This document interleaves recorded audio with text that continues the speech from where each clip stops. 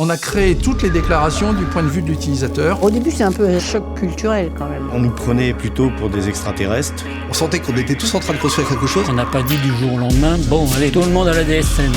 Je me suis pas ennuyé une seule seconde. Dans cette démarche d'action, de rester discret pour être efficace. Ça a quand même simplifié la vie de beaucoup de gens.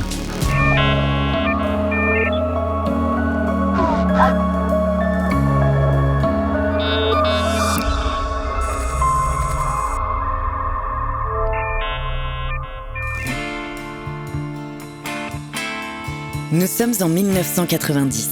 Pour une entreprise, il fallait être bien accroché pour faire ses déclarations sociales. C'était une usine à gaz, c'était vraiment quelque chose de compliqué. Donc on avait des grandes feuilles sur lesquelles les employeurs remplissaient à la main ces déclarations papier. La paperasse toujours ennemie des entreprises et des artisans. La lourdeur consiste en la multitude de documents à remplir, l'URSSAF, le GARP, les caisses de retraite, les caisses complémentaires, les caisses de prévoyance. Ça ressemble à des déclarations qui sont diverses, redondantes, entre les différents organismes. La déclaration qui va à l'URSSAF n'est pas la même que celle qui va à la CNAV, n'est pas la même que celle qui va à la GIRC-ARCO. C'est des déclarations qu'on fait dans l'intérêt de l'organisme qui va les recevoir, sans regarder quel est en quelque sorte le degré de demande ou de redondance ou de difficulté qu'on demande à l'entreprise. Des liasses de papier à n'en plus finir. Il y avait autant de canaux pour ces déclarations que d'organismes de protection sociale. Des déclarations à faire tous les mois.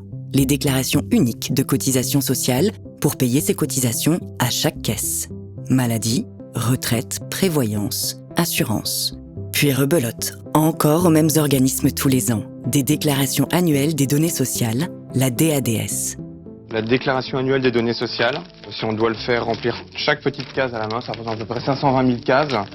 Pour déclarer ses salariés, leur nombre ou encore leur salaire. En fait, une entreprise disait, moi j'ai tant de cadres, en moyenne, le salaire d'un cadre il est de tant, donc je vais vous devoir tant. Puis après, on allait vérifier avec les effectifs qu'il y avait bien tant de personnes, etc. Non seulement c'était pas fiable, et en plus ça prenait beaucoup de temps. Il y avait un nombre de fraudeurs hallucinant. Il y avait des gens qui mettaient des faux salariés pour sous-estimer l'URSSAF. Il y avait des malheureux qui arrivaient à l'âge de la retraite, qui s'apercevaient qu'ils n'avaient pas droit à la retraite. L'entreprise n'avait pas cotisé. Notre organisation de la sécurité sociale, elle est faite en risques sociaux, donc avec des caisses nationales, c'est depuis 1967, ce qui a des grands mérites, mais une grande limite, c'est que pour tout ce qui est un peu transversal, on va avoir du mal à gérer ça. Les entreprises ne parlaient pas tellement aux organismes, les organismes ne parlaient pas tant que ça aux entreprises, et les organismes entre eux se parlaient pas beaucoup non plus. Le développement de l'informatique dans les années 90 permet d'entrevoir les prémices de la dématérialisation. Et à l'époque, donc, en fait, le système TDS... TDS, pour transfert des données sociales, un premier dispositif de transmission dématérialisé, lancé en 1992. Avait finalement porté sur informatique, ce qui se faisait beaucoup à l'époque, exactement l'image du papier. C'est-à-dire que ça partait de la liasse qui s'appelait la liasse DADS, où il fallait renseigner plein d'informations. Et toutes ces informations, il n'y avait pas eu d'analyse de dire comment j'optimise le process. Elles étaient à la queue leu sur un fichier. Et donc, on les captait par informatique plutôt qu'à la saisie. Ceci dit, à l'époque, il y avait encore bien la moitié des DADS qui arrivaient sous forme de liasse papier. Le Minitel était alors la nouvelle technologie. Le Minitel, c'est un engin qui n'existe plus. Pour Médéric, on s'était lancé sur un projet, notamment au début des années 90, avec le Minitel de dématérialisation des cotisations et des déclarations associées et des paiements. Nous avions une mission dans le monde de l'assurance, c'était de travailler à la rationalisation des échanges. Faire en sorte que tout ce qui se faisait en mode papier puisse se faire de manière électronique. Et notre idée, c'était de voir tout ce qui était fait pour essayer de standardiser les choses. Et donc, nous avions mené beaucoup de travaux pour essayer d'imaginer ce qui allait pouvoir être fait entre le monde de l'entreprise et le monde de l'assurance. Donc c'était un monde où chacun était dans sa sphère et chacun cheminait dans son coin. Et une chose allait tout changer, Internet.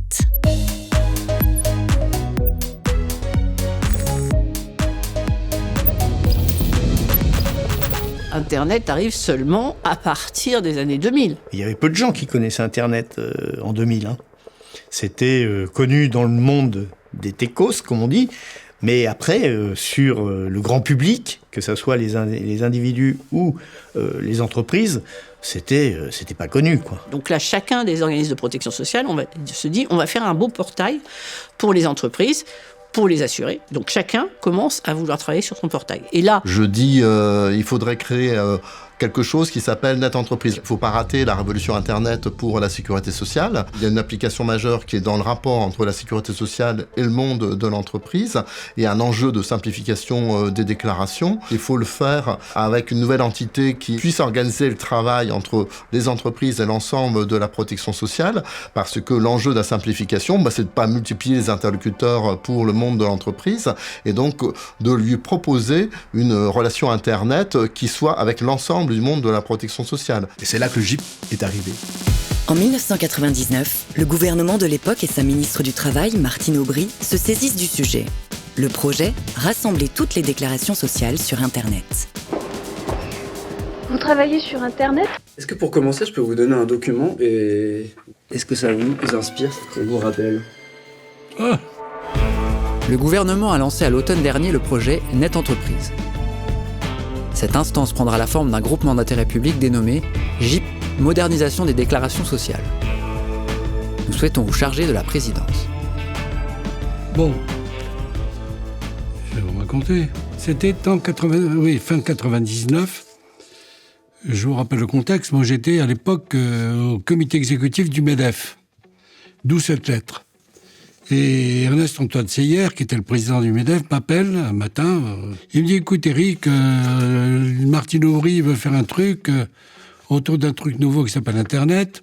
C'est très facile, tu y vas. Bon, je dis d'accord. Bon, donc je me pointe à cette réunion. Il y avait du beau monde. C'était rue de Grenelle. Et il y avait tous les organismes de protection sociale. Ils s'étaient rarement réunis. Et je tombe là-dedans. Moi, je ne connaissais pas grand-chose.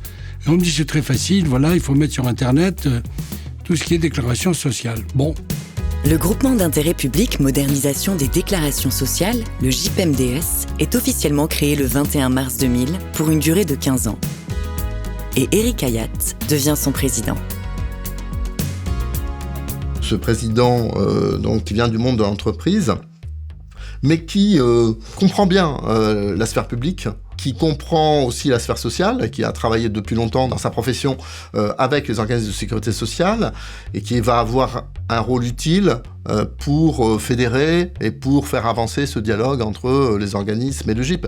Et puis, il va servir aussi la légitimité du GIP parce qu'il a la confiance du MEDEF, du monde de l'entreprise. Sous la tutelle de la direction de la sécurité sociale, le GIP-MDS rassemble dans sa gouvernance un panel inédit d'acteurs de la sphère sociale en France. On retrouve les différents organismes de protection sociale, la CNAM pour l'assurance maladie, la CNAV pour l'assurance vieillesse, l'UNEDIC pour l'assurance chômage et l'ACOS qui recouvre les prestations sociales avec son réseau d'URSSAF. Les régimes spéciaux prennent aussi part autour de table, l'artisanat, le bâtiment, l'agriculture. Il y a un monde fou là-dedans. On trouve également les fédérations représentatives des retraites complémentaires, la GIRC et l'ARCO, mais aussi les représentants des mutuelles, des institutions de prévoyance et des assurances. S'ajoutent enfin des organisations venues porter la parole des entreprises, comme le MEDEF, organisation patronale, la FNSEA, syndicat agricole, la CGPME pour les petites et moyennes entreprises, et l'UPA, représentant les artisans. Je me souviens d'un des premiers conseils d'administration où je me suis retrouvé jeune consultant entouré des organismes de protection sociale avec derrière moi le monde de l'assurance. On se disait, waouh, on va pouvoir faire des choses ensemble, mais qu'est-ce qu'on est différent ? Comment va-t-on travailler ensemble ? En ce qui me concerne, j'ai été approché par les fédérations et en particulier par le CETIP pour représenter au niveau national dans le GIP-MDS l'ensemble des institutions de prévoyance et travailler donc sur cette nouvelle technologie qui était Internet à l'époque. À l'époque, je suis directeur de projet. J'ai été missionné comme administrateur suppléant, mais finalement, depuis 25 ans, je suis administrateur du GIP-MDS et donc j'ai vécu toutes les étapes. En 1997, je prends la direction générale de l'ARCO. Et pourquoi je le dis ? Parce que pendant 3 ans, j'ai eu un premier chantier qui était de transformer 45 régimes ARCO en un régime unique au 1er janvier 1999. Donc juste à la veille de l'année 2000 et de la création du GIP-MDS. Compte tenu du chantier que je venais de mener, je connaissais déjà un peu les difficultés de l'interrégime, enfin de faire travailler les gens ensemble. Chaque membre adhérent est tenu de financer les activités du JIP-MDS à la hauteur de sa taille et de sa participation dans les projets et de détacher un ou plusieurs salariés pour remplir les rangs d'une première équipe projet resserrée. On me dit un jour, Eric, tu vas aller au JIP-MDS. Alors je me disais, quoi ce truc ?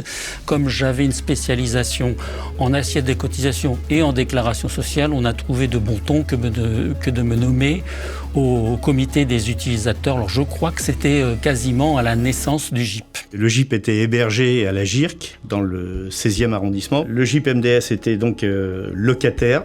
Je viens de l'UNEDIC, en fait, à l'origine. Donc quand le JIP s'est créé, eh bien, on m'a proposé d'intégrer le groupement. À l'époque, c'était une équipe de 20 personnes et j'étais le 20e de la bande. Le JIP-MDS a été le lieu de la rencontre de nos pairs. Ah, c'est monsieur Untel qui s'occupe de la norme pour la CNAV. Ah, c'est monsieur Untel qui s'occupe de la norme pour la GIRC-ARCO. Donc c'est avec vous qu'on va pouvoir travailler pour porter nos besoins. Et donc, ce que nous a permis le JIP dans un premier temps, c'est d'établir des liens et de pouvoir commencer à travailler sur des projets ensemble. Le premier objectif, et c'est toujours le cas aujourd'hui, c'est de répondre à un souci de simplification des déclarations sociales. Et je me souviens très bien à l'époque, on réunissait les membres du JIP et c'était un discours très très nouveau pour eux. On leur disait dès le départ, on n'est pas ici pour vous simplifier la vie, on est ici pour simplifier la vie des entreprises. Donc on crée un site qui s'appelle Net Entreprise pour pouvoir faire les déclarations sociales. Parce que tout est parti de Net Entreprise. C'est Net Entreprise le cœur du réacteur.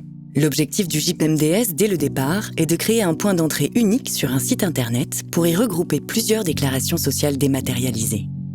À l'époque, dans les années 2000, c'était vraiment le début d'Internet. Chacun a été quand même convaincu qu'il aurait fait un plus beau site tout seul. Donc il a fallu arriver à animer tous ces acteurs pour dire non, on va être plus fort si on fait quelque chose ensemble au profit des entreprises que de juxtaposer les éléments. Il y avait surtout des sites informatifs ou quelques sites marchands, mais en matière de formalités administratives, c'était quasiment le premier site. Avec, dès le départ, de la déclaration de données, mais aussi, ce qui était très nouveau, des services de télérèglement. On a été quasiment les premiers services de télérèglement offerts aux citoyens et surtout aux entreprises. On a démarré les premières réunions en avril 2000. L'objectif, c'était de démarrer le site en septembre 2000. Donc, on avait quelques mois pour dessiner la configuration du site à l'époque, avec les moyens de l'époque. Internet, c'est un début pour nous, mais c'est aussi un début pour les entreprises françaises. Est-ce que les entreprises vont aller se connecter sur un portail Internet ? Certains ont peur, certains ne savent pas ce que c'est, mais il fallait être un peu précurseur, avoir la volonté d'avancer pour pouvoir se dire on y va, et puis on verra bien finalement. La première déclaration accrochée au portail sera la DUE, Déclaration unique d'embauche. Cette déclaration a été raccrochée au site Net Entreprise, qui était assez sommaire au démarrage, et qui a permis de pouvoir offrir une première prestation de service aux employeurs et aux déclarants. Cette entreprise de réparation automobile s'est mise à l'informatique il y a 2 ans. Pour elle, la création de ce portail est une réelle chance. C'est une bonne idée parce que ordinateur, ça va être un petit peu compliqué au départ, mais disons qu'après par la suite, on retrouvera et on gagnera pas mal de temps.